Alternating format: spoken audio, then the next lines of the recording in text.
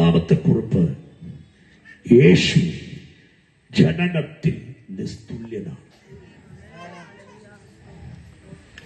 യേശുവിന്റെ ജനനത്തിനു മുൻപേ ദൈവത്തിന്റെ വചനം യേശു എവിടെ ജനിക്കും, എങ്ങനെ ജനിക്കും, ആരിൽ നിന്ന് ജനിക്കും, എന്തിനു വേണ്ടി ജനിക്കും, വള്ളി പുള്ളി തെറ്റാതെ ദൈവവചനത്തിനകത്ത് എഴുതി വച്ചിരിക്കുന്നു.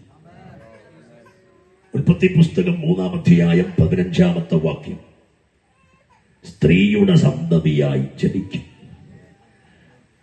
ആരിൽ നിന്ന് ജനിക്കും? യെശയ്യാവ് 7:14, കന്യക ഗർഭിണിയായി ഒരു മകനെ പ്രസവിക്കും, അവൻ ഇമ്മാനുവേൽ എന്ന് പേർ വിളിക്കപ്പെടും.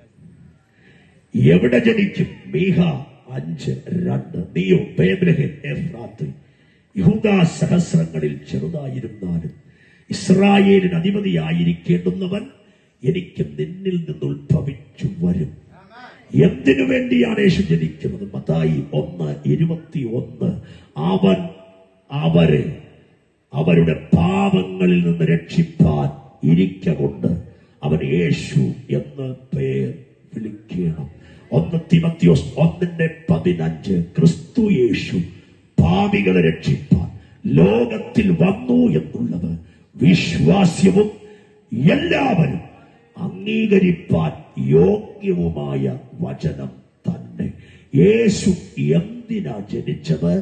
മനുഷ്യകുലത്തിന്റെ പാപത്തിന്റെ പരിഹാരത്തിനു വേണ്ടിയാകുന്നു.